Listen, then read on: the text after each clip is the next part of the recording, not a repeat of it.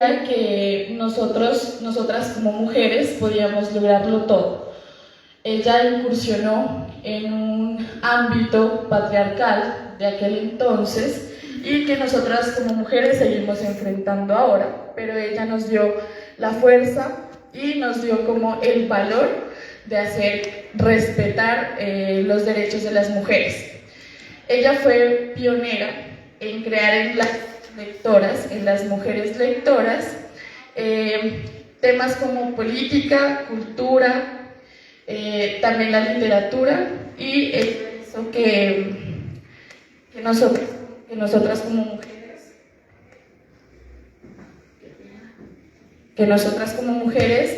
podamos seguir sus pasos ahora. Es por eso que ahora somos como más empoderadas, tenemos como más fuerza para hacer las cosas y ya no tenemos tanta inseguridad como en la época para integrarnos a ámbitos y a sectores donde predominan los hombres. Bueno, uno de los poemas que a ella la representó mucho en su carrera como poeta fue: no temas, oh poeta, yo estoy aquí y allá, ni voy ni vengo.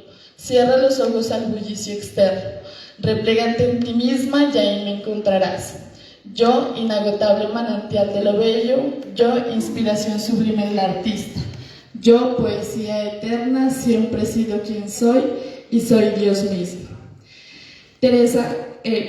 Cecilia, con este poema nos muestra cómo las mujeres podemos no solo estar en una esfera doméstica, como quieren hacernos sentir el Estado patriarcal y los sectores patriarcales de la época, sino que también podemos estar en una esfera pública donde podemos ser importantes y donde nosotras podemos hacer lo que queramos.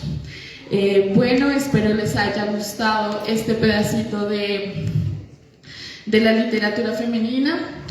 Y le damos paso a mi compañera que seguirá también con estas huellas en la literatura. Muchísimas gracias.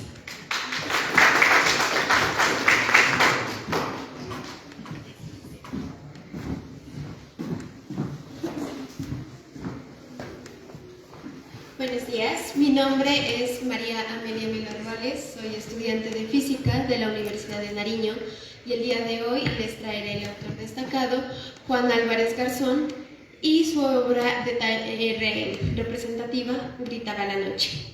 Para iniciar hablaré como tal, disculpen.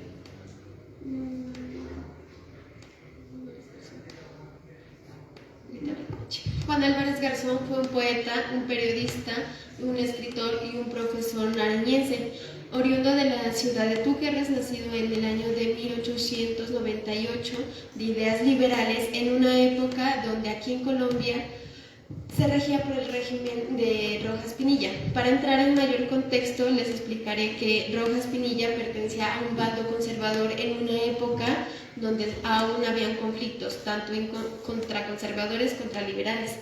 De esto, él tenía como objetivo acabar con cualquier ideal de liberalismo en aquella época, y consiguiendo con esto, nuestro autor o nuestro escritor del día de hoy era de pensamientos liberales.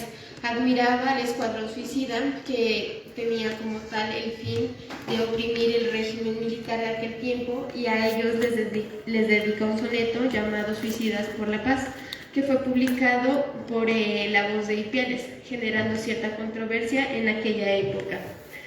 Fue también miembro de la Academia Nariñense de Historia, de la Academia Adrática de Ciencias de Letras de Milán, Italia, y con ello también fue jefe de redacción de los anales de la Universidad de Nariño. Nuestra querida alma mater le entrega la medalla de oro por sus 20 años de servicio. Nuestro autor, Juan Álvarez Garzón, muere en 1974, y pues su muerte fue muy sentida aquí en la región, sobre todo en los círculos nariñenses y periodísticos, debido a la transparencia de su personalidad como a la exactitud de sus escritos. Con ello podemos pasar a hablar de su obra que les he traído el día de hoy, Gritaba la noche, que trata sobre un amor entre dos personajes principales. Se desarrolla tanto en la ciudad de Pasto, inspirada aquí, y en la costa del Pacífico colombiano. Habla sobre su amor prohibido y las cosas malas que a estos dos les llega a suceder por intentar generar ese amor que jamás se les llega a dar.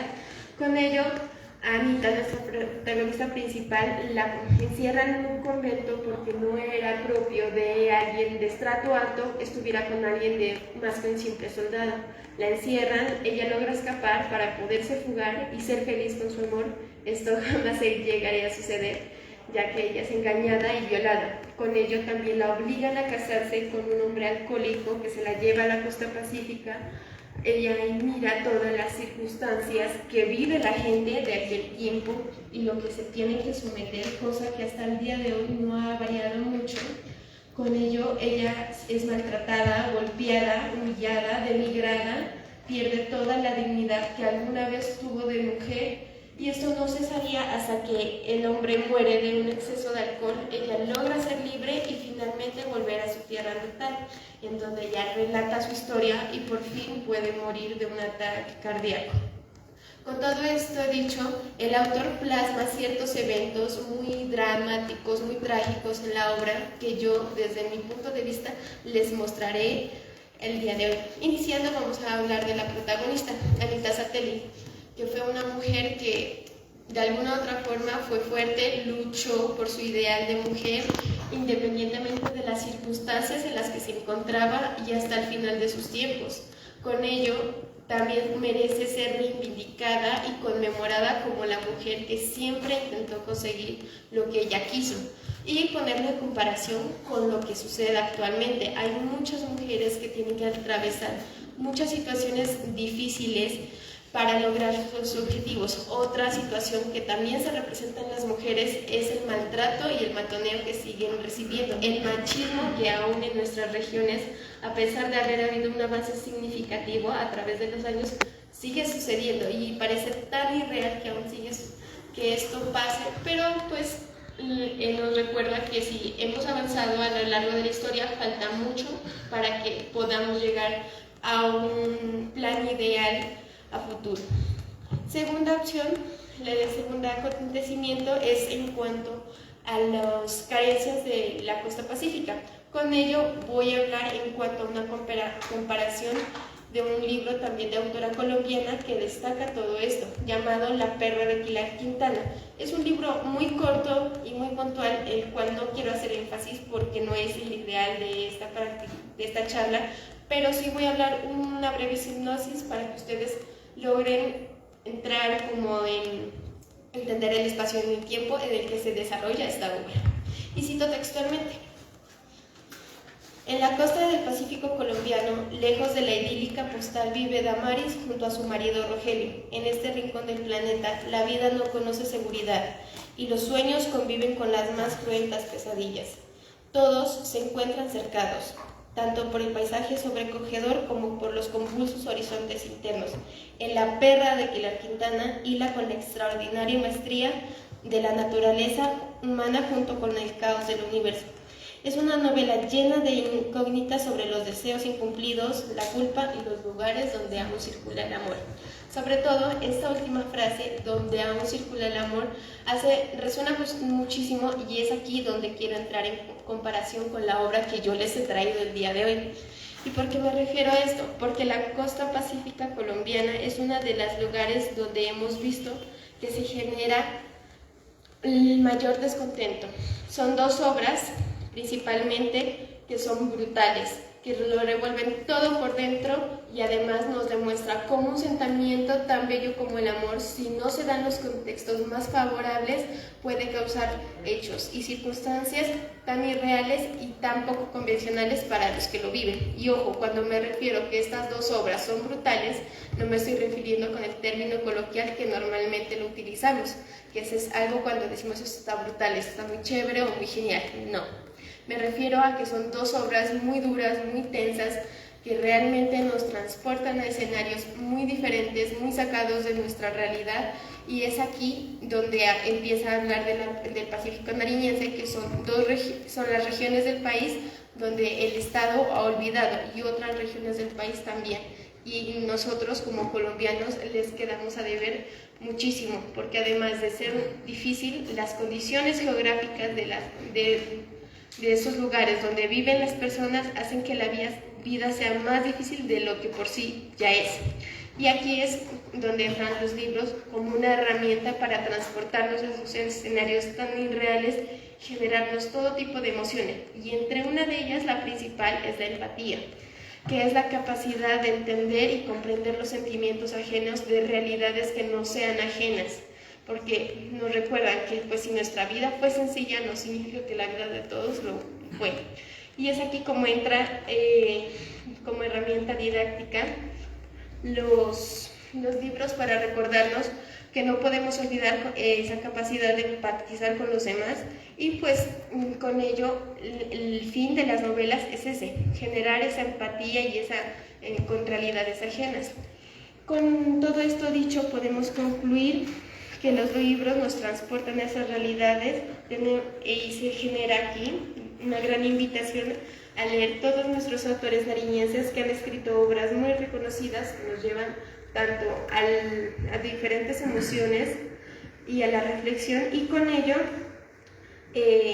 diré lo que le dijo Ignacio Rodríguez a Juan Álvarez Rodríguez: son preciosas joyas del cofre de letras colombianas. Gracias. Paso a mi compañera Emily Villota a hablar de su autor.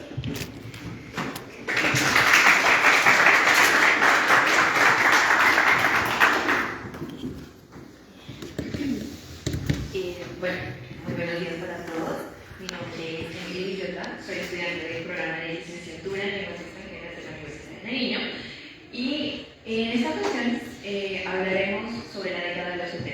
En específico vamos a hablar de un personaje que participó en esta época y que resulta muy significativo para la región nariñense. Estamos hablando del Dr. Luis Delfín Insuasti.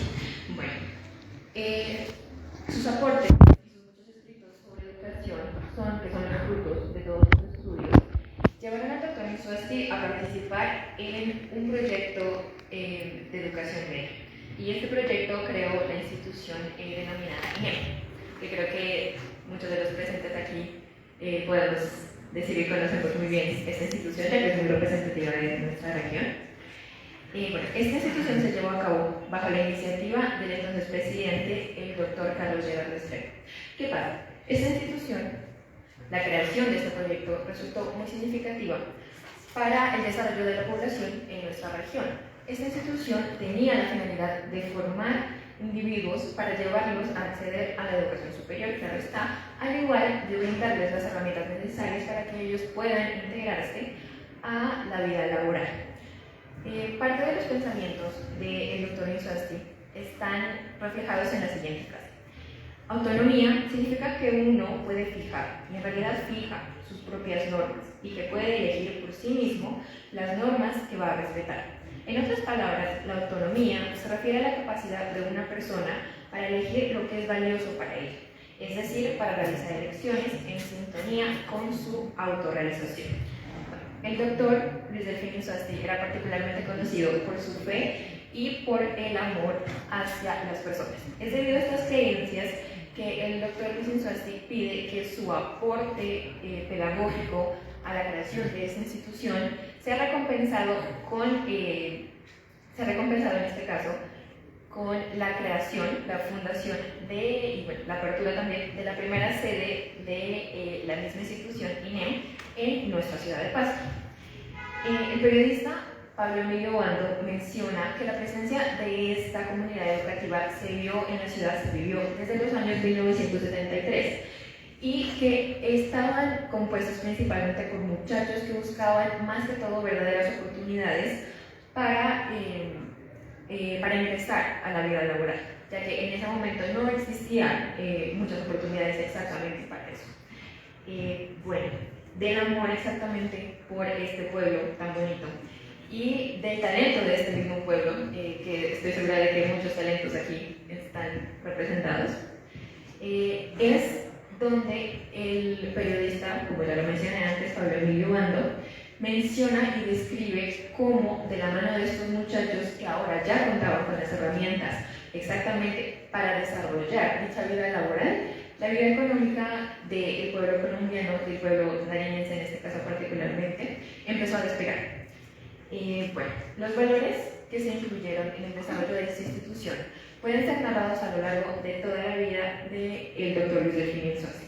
Luis Delfín Insuasti nació el 1 de julio de 1930 en Chaconquera, que es un pueblo chiquito pero que contiene muchísima cultura. En este pueblo el doctor Insuasti empieza su proceso de educación primaria, que en sus primeros años es dado por sus abuelos y por sus tíos. Posteriormente pasaría a estudiar a una educación primaria, pasaría a una institución primaria oficial. Y es aquí donde se le veía extremadamente emocionado por la lectura y donde se lo vio involucrarse muchísimo con la comunidad. ¿Qué fue lo que hizo? Él participaba con su escuela en labores agrícolas y también en celebraciones religiosas, patrias y culturales. Posteriormente, en 1943, Insuasti ingresa becado a la Escuela Agraria Normal de Occidente, que en ese tiempo tenía la finalidad de acelerar la formación de maestros. En esta época académica, Insuasti se destaca particularmente por ser un estudiante muy aplicado, principalmente en materias como lo son las matemáticas, las ciencias y el inglés. En 1948, Insuasti pasa a recibir su título como instructor específicamente de la Agraria Normal de Occidente. Y es en ese momento, como suele pasar dentro de muchas historias inspiradoras de pedagogos, que él define que quiere obtener más, que quiere alcanzar más. Es un reto que el doctor Insuasti va a cumplir a lo largo de su vida, poco a poco, mientras él ejerce el ejercicio de la docencia. Bueno. Posteriormente, el doctor Insuasti pasa a desempeñarse como maestro en la escuela secundaria de su amado Chaconquera, que bueno, siempre se resalta que su amado Chaconquera está en el centro de toda su labor académica. Él pasa a ser docente, en este caso, de pues, la escuela primaria, como ya lo había mencionado, y en este caso, él entiende particularmente que hay un gran reto que se avecina, un reto muy muy grande. Y aquí hay algo, pues lastimosamente, algo pasa. El profesor era de creencias liberales y en ese momento se generó muchísima violencia política en el país, por lo que el maestro terminó desplazándose de ese lugar y es en este momento que empieza a desarrollarse en su rol de estudiante en otras partes del país. En 1950, el doctor Insuasti reúne todos los requisitos para ser acreedor de una beca para sus estudios superiores. Y es en 1951 que se va a Bogotá, deja su amada región, se va a Bogotá y se matricula en el Departamento de Química y Biología en la Escuela Normal Universitaria. En 1954 pasa algo curioso con él, y es que faltando 2 meses para su graduación, de sus profesores, el Ministerio de Educación le ofrece a Insuasti una oportunidad de obtener una plaza docente en el Colegio de Cartago Valle. Insuasti no duda de esa oportunidad definitivamente, porque es muy buena, sabemos que es muy difícil obtener trabajo, sobre todo pues, en estos días, y él se va a Cartago, termina sus exámenes finales, hace todo lo necesario, menos asistir a su ceremonia de graduación. Por el cumplimiento de su labor docente, él decide partir a Cartago Valle y falta a este evento que para muchos de nosotros es tan importante. Bueno, posteriormente, en el año de 1958, Insuasti se vincula al Ministerio de Salud. ¿Qué quieren hacer con él en el Ministerio de Salud? Quieren mandarlo a estudiar en el extranjero. ¿Para qué? Para que se familiarice con las políticas de salud pública y pueda entender cómo la educación influye en el funcionamiento de nuestros sistemas de salud. Ya vemos más adelante que es muy importante. Después de 2 años de un proceso de educación, de estudios, de investigación, en 1960, Insuasti es admitido en la Universidad de California, Berkeley, y es aquí donde ingresa para estudiar el máster de salud pública y en estudios de sanidad. En 1962 recibe por parte de la Universidad de Tunja el reconocimiento como doctor en química y en química y en biología. Y en 1972 obtuvo un título de doctorado de la Universidad de California en salud pública. Quiero en este momento destacar dos posiciones que tuvo el doctor Insuasti. La primera es que fue director nacional de los centros regionales de capacitación de la UAP. Lo que él hizo aquí fue renovar y expandir procesos de capacitación docente, los cuales reconocemos que son muy importantes para que nuestros estudiantes puedan obtener los frutos de todos los conocimientos. También, posteriormente, fue como director del grupo pedagógico del ICCE, que tuvo específicamente la oportunidad de tener en sus manos la reforma de educación media, por medio de la cual se crearon los CINEM, pero no solamente los CINEM, también los centros administrativos de servicios docentes, al igual que la Concentración de Desarrollo Rural. Finalmente, el doctor Insuasti, después de años de trayectoria y de trabajo arduo, fallece un domingo 26 de abril en el año 2009 en la ciudad de Bogotá. El doctor Insuasti, como maestro que era, apostaba muchísimo por la educación y estaba muy convencido de su rol, tanto que su meta principal era buscar individuos que quisieran descubrir en ellos mismos ese rol como generadores de conocimiento y generadores de aprendizaje. Por lo cual, para mí, como futura licenciada, resulta un orgullo recordar a este pedagogo y reformador de la educación colombiana, que siempre se preocupó por generar nuevas oportunidades para su amada región que fue y que en este caso siempre será su hogar. Bueno, en este momento seguimos con otras de las huellas de la educación en nuestra región. Para eso va a pasar mi compañero Mauricio. Les agradezco mucho su atención.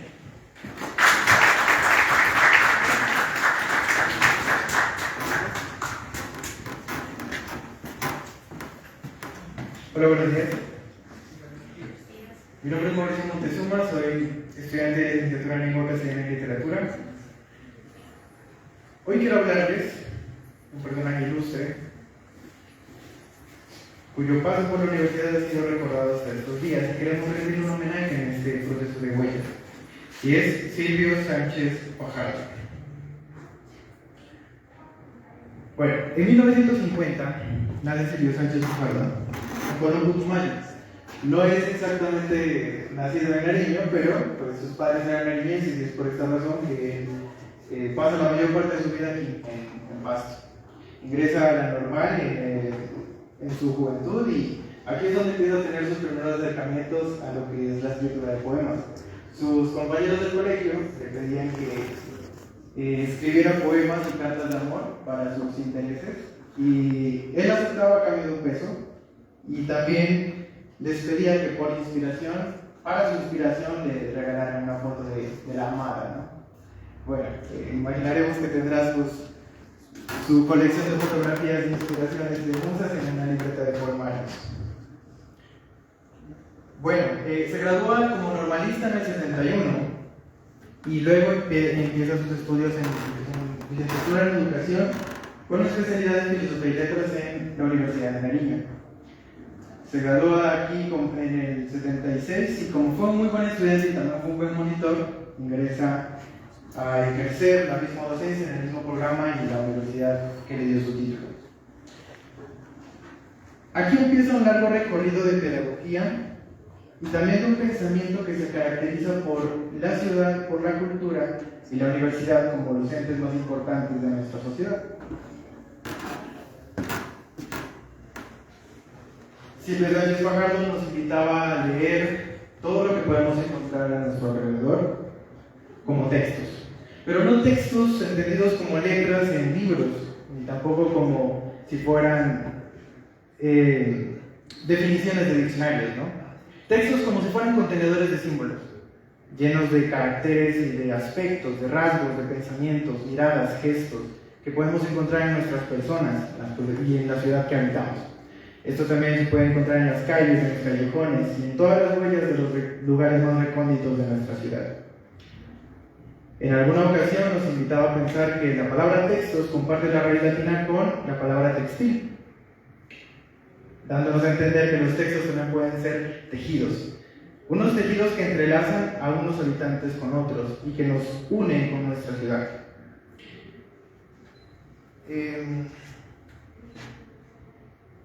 Textos que tienen que ser leídos, a los que tenemos que prestarles atención. Porque entonces en ese sentido nos hace entender la cultura como una ciencia, pero no una ciencia que trate de establecer leyes que caractericen a nuestra sociedad, sino más bien como una ciencia interpretativa, que busca esas significaciones dentro de todos estos contenedores de símbolos, que trate de volver más estrecha esa relación que tienen unas personas con otras. Así entendía la cultura. Y por eso mismo fue coautor de obras como Cultura, Teoría y Gestión, Cultura de Ciudad, Cultura y Carnaval. También fue autor de Gramáticas de la Universidad, que fue su tesis de maestría de la Universidad de los Andes.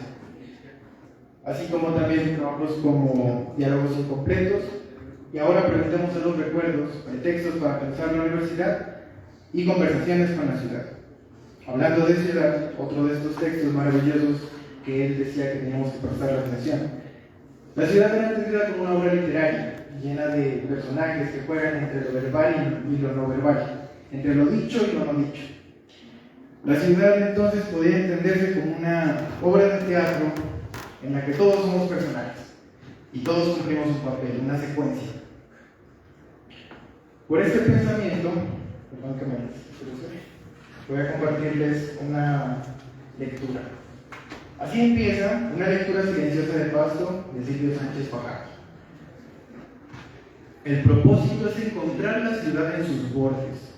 Hay una relación preocupante entre lo que decimos y lo no dicho, entre lo pensado y el acontecimiento, porque lo que decimos es apenas un pequeño signo marcable el infinito de lo no dicho, y lo pensado de todas formas es un llevar a cabo. Claro, no se trata aquí de realizar una profunda reflexión filosófica, se trata de interpretar un acontecimiento en su devenir y narrarlo como una historia de amor. Pasto es un texto y vale la pena intentar una lectura que dé cuenta de su complejidad. En una primera mirada, Pasto inicia en la complejidad de su historia. Si un día cualquiera nos asomamos a la puerta, los gestos del origen aún andan inquietos en las esquinas y en el viento. Aurelio Arturo escribió en la Rapsodia de Saulo: trabajar, ese río me baña el corazón. En el sur, vi rebaños de nubes y mujeres más leves que esa brisa que mece la siesta de los árboles. Pude ver, os lo juro, era en el bello sol. Aquí vuelve Silvio y dice: en Pasto se hace vital la idea de sur, por esa rara tristeza milenaria hecha de silencios ancestrales, por la irremediable herencia española y porque el sur es impronta que detiene en estas modernidades, en tensión permanente la huella aldeana y la modernidad. Sur no es solo una idea que en Pasto tiene lugares, sur es el mágico nacimiento de identidades ágiles. Bueno, su pensamiento se caracterizaba por la cultura, por la ciudad y también por la universidad.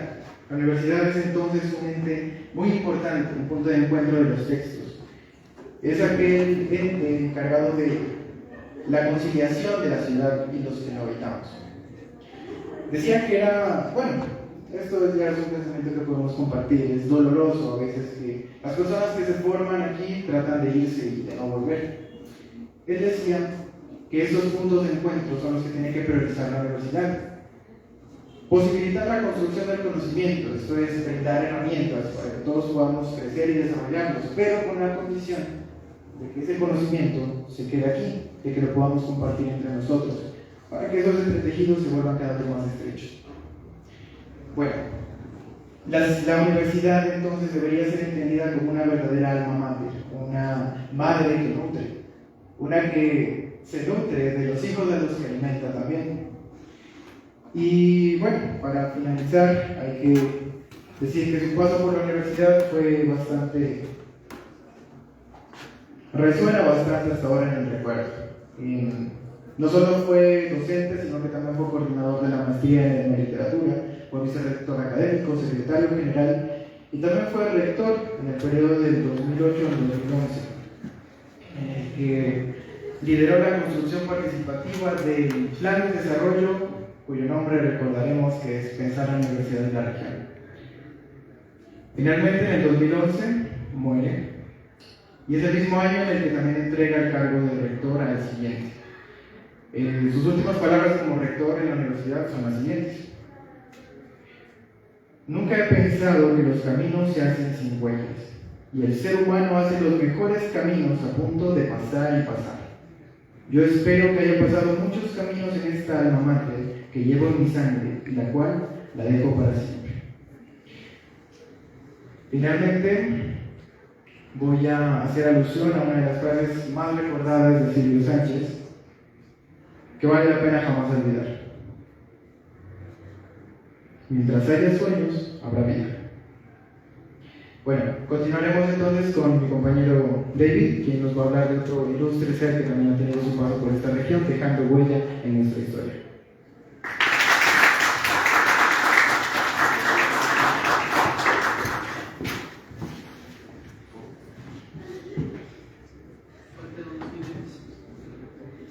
Bueno, muy buenos días con todos. Mi nombre es David Rivera. Soy estudiante de licenciatura en informática de la Universidad de Nariño. En esta ocasión vengo a hablarles acerca de Alberto Quijano Guerrero, un autor nariñense, un poeta, un hombre lleno de sabiduría, un orgullo para nuestra región de Nariño.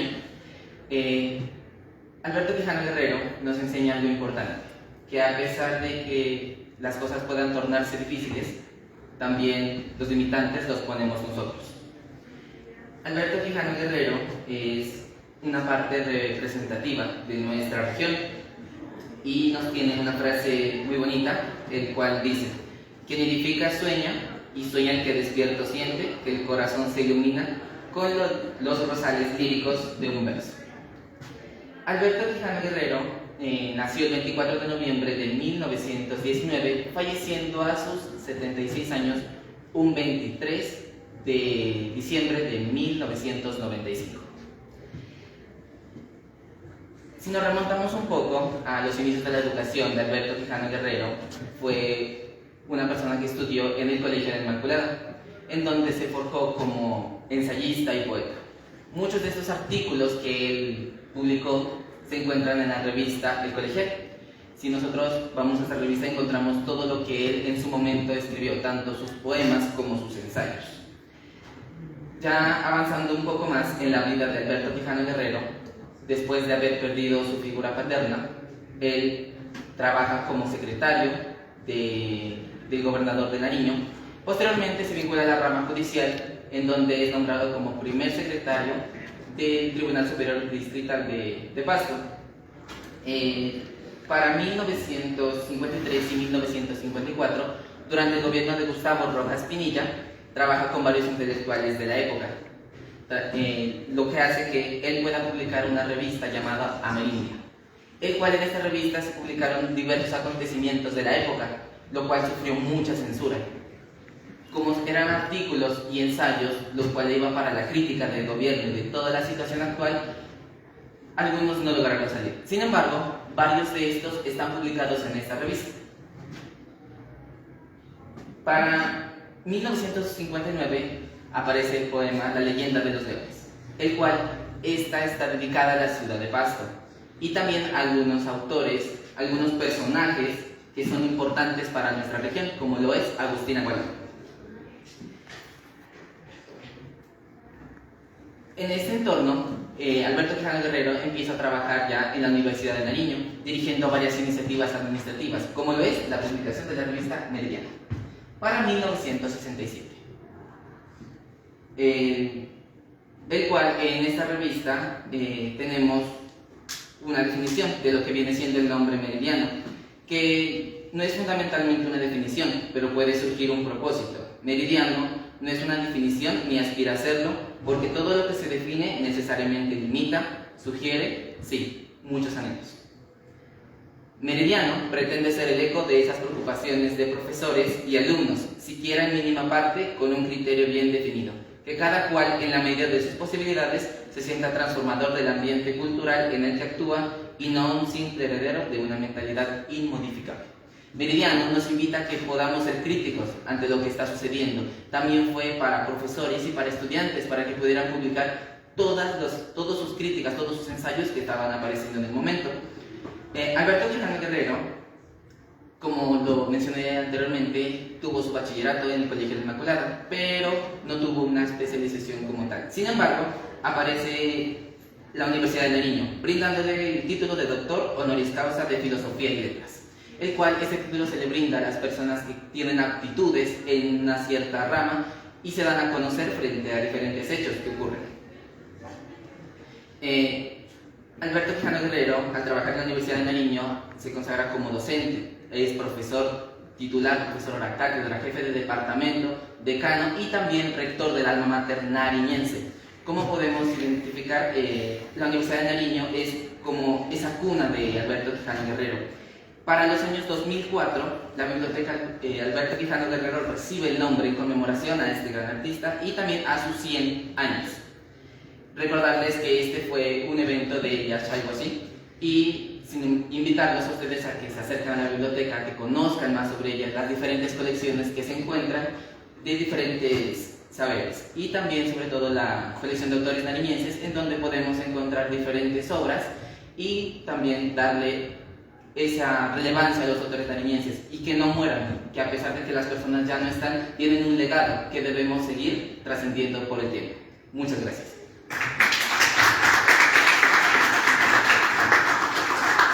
A continuación, los quiero dejar con mi compañero Mauricio, quien nos va a deleitar con una melodía.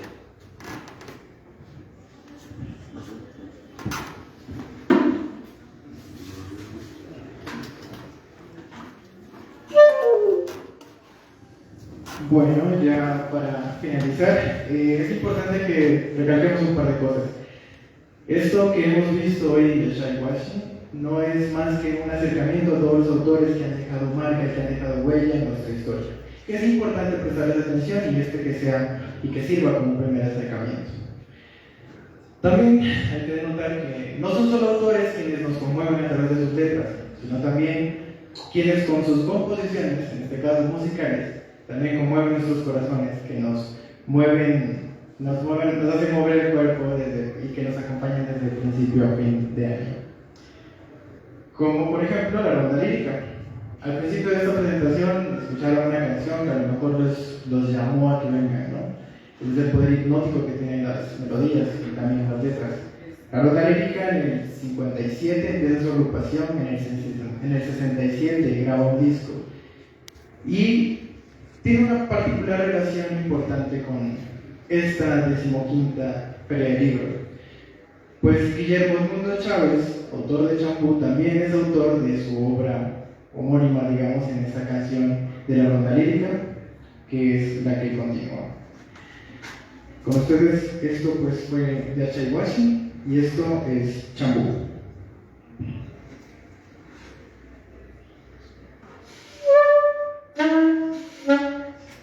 Perdón.